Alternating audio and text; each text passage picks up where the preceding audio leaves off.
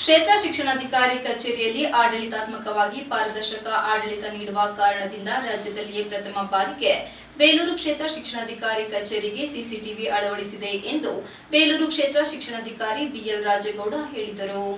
ಪಟ್ಟಣದ ಕ್ಷೇತ್ರ ಶಿಕ್ಷಣಾಧಿಕಾರಿ ಕಚೇರಿಯಲ್ಲಿ ಸುದ್ದಿಗಾರರೊಂದಿಗೆ ಮಾತನಾಡಿದ ಅವರು, ಬೇಲೂರು ಐತಿಹಾಸಿಕ ನಾಡು. ಇಂತಹ ತಾಲೂಕಿನಲ್ಲಿ ಸುಸ್ಥಿತಿ ಆಡಳಿತ ಮತ್ತು ಪಾರದರ್ಶಕ ಆಡಳಿತ ನೀಡುವ ಹಿನ್ನೆಲೆಯಲ್ಲಿ ಯಾವುದೇ ಶಿಕ್ಷಕರಿಗೆ ತೊಂದರೆಯಾಗದಂತೆ ಕಚೇರಿಯಲ್ಲಿ ಕೆಲಸಕ್ಕೆ ಅವಕಾಶವನ್ನು ಕಲ್ಪಿಸಲಾಗಿದೆ.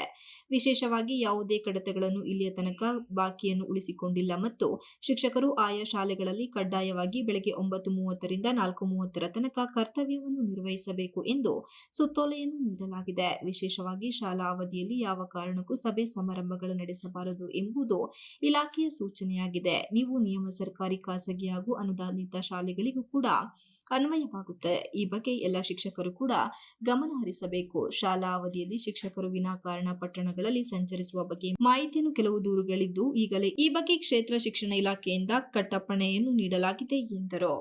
ಈ ಬಾರಿ ಎಸ್ಎಸ್ಎಲ್ಸಿ ಪರೀಕ್ಷೆಯಲ್ಲಿ ಉತ್ತಮ ಫಲಿತಾಂಶ ಬಂದಿದೆ. 90% ಫಲಿತಾಂಶ ಬಂದ ಹಿನ್ನೆಲೆಯಲ್ಲಿ ಮುಂದಿನ ವರ್ಷದಲ್ಲಿ 100% ಫಲಿತಾಂಶವನ್ನು ತೆಗೆಯಬೇಕು ಎಂಬ ಹಿನ್ನೆಲೆಯಲ್ಲಿ ಈಗಾಗಲೇ ಶಿಕ್ಷಕರ ಸಭೆಯನ್ನು, ವಿದ್ಯಾರ್ಥಿ ಮತ್ತು ಪೋಷಕರ ಸಭೆಯನ್ನು ನಡೆಸುವುದಲ್ಲದೆ 10ನೇ ತರಗತಿಯ ವಿದ್ಯಾರ್ಥಿಗಳ ವಾಟ್ಸ್ಆಪ್ ಗ್ರೂಪ್ ಅನ್ನು ರಚಿಸಿ ಅವರಿಗೆ ಅಗತ್ಯ ಮಾಹಿತಿ ನೀಡುವ ಜೊತೆಯಲ್ಲಿ ಕಲಿಕೆಯಲ್ಲಿ ಹಿಂದುಳಿದ ಮಕ್ಕಳಿಗೆ ಶಿಕ್ಷಣಕ್ಕೆ ಹೆಚ್ಚಿನ ಒತ್ತನ್ನು ನೀಡಲಾಗುತ್ತಿದೆ ಎಂದ ಅವರು, ಗ್ರಾಮೀಣ ಪ್ರದೇಶದಲ್ಲಿನ ವಿದ್ಯಾರ್ಥಿಗಳನ್ನು ಅತಿ ಹೆಚ್ಚು ಗಮನದಲ್ಲಿಟ್ಟುಕೊಂಡು ಕಲಿಕೆಗೆ ಪ್ರೋತ್ಸಾಹ ನೀಡಲಾಗುತ್ತಿದೆ. ವಿಶೇಷವಾಗಿ ಬೇಲೂರು ತಾಲೂಕಿನ 21 ಶಾಲೆಗಳಲ್ಲಿ ಎಲ್ಕೆಜಿ ಮತ್ತು ಯುಕೆಜಿ ಶಾಲೆಗಳನ್ನು ಆರಂಭಿಸಿದ್ದು ಈಗಾಗಲೇ 480 ವಿದ್ಯಾರ್ಥಿಗಳು ಪ್ರವೇಶಾತಿಯನ್ನು ಪಡೆದಿವೆ. ಗರಿಷ್ಠ ದಾಖಲಾತಿ ಪ್ರಮಾಣವು ಕೂಡ ಮುಕ್ತಾಯವಾಗಿದೆ. ಮುಂದಿನ ದಿನಗಳಲ್ಲಿ ಇನ್ನೂ ಹೆಚ್ಚಿನ ಶಾಲೆಗಳಿಗೆ ಈ ಅವಧಿಯನ್ನು ವಿಸ್ತರಿಸುವ ಬಗ್ಗೆ ತಿಳಿಸಿದರು. ಪ್ರತಿ ವರ್ಷ ನಡೆಯುವ ಶಿಕ್ಷಕರ ದಿನಾಚರಣೆಯನ್ನು ಸೆಪ್ಟೆಂಬರ್ 6ರಂದು ಶಾಲಾ ಅವಧಿ ಹೊರತುಪಡಿಸಿ ಸಮಾರಂಭವನ್ನು ಏರ್ಪಡಿಸಲಾಗಿದೆ. ಶಿಕ್ಷಕರ ದಿನಾಚರಣೆ ಅಂಗವಾಗಿ ಬೇಲೂರಿನ ಶಾಸಕರಾದ ಎಚ್.ಕೆ. ಸುರೇಶ್ ಅವರ ಮಾರ್ಗದರ್ಶನದಲ್ಲಿ ಕಾರ್ಯಕ್ರಮವನ್ನು ರೂಪಿಸಲಾಗಿದೆ. ವಿವಿಧ ಸೇವಾ ಚಟುವಟಿಕೆಗಳು ಸೇರಿದಂತೆ ನಿವೃತ್ತಿ ಹೊಂದಿದ ಶಿಕ್ಷಕರನ್ನು ಅಭಿನಂದಿಸುವ ಕಾರ್ಯಕ್ರಮವನ್ನು ಕೂಡ ಹಮ್ಮಿಕೊಳ್ಳಲಾಗಿದೆ. ಶಿಕ್ಷಕರು ಒಂದು ದಿನದ ಕಾರ್ಯಕ್ರಮವನ್ನು ಮನೋರಂಜನೆಯಾಗಿ ಕಳೆಯಲು ದೊಡ್ಡ ವ್ಯವಸ್ಥೆಯನ್ನು ಕಲ್ಪಿಸಲಾಗಿದೆ ಎಂದು ಹೇಳಿದರು. ವರ್ಷದಲ್ಲಿ ನಾವು 100ಕ್ಕೆ 100ರಷ್ಟು ಎಸ್ಎಸ್ಎಲ್ಸಿ ಫಲಿತಾಂಶ ತರಬೇಕು ಅಂತ ಉದ್ದೇಶವನ್ನು ಇಟ್ಕೊಂಡಿದ್ದೀವಿ.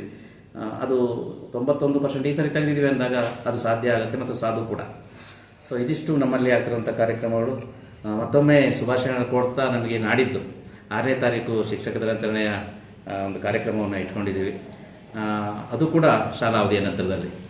ಸೊ ಹಾಗಾಗಿ ಯಾವುದೇ ಕಾರ್ಯಕ್ರಮಗಳನ್ನು ಅಚ್ಚುಕಟ್ಟಾಗಿ ಮಾಡಬೇಕು ಅನ್ನೋಂಥದ್ದು ಕಳೆದ 1 ವರ್ಷದಿಂದ ತಾಲೂಕು ಮಟ್ಟದಲ್ಲಿ 7-8 ಕಾರ್ಯಕ್ರಮಗಳ. Ganesh TV 46 news Kannada, Belur.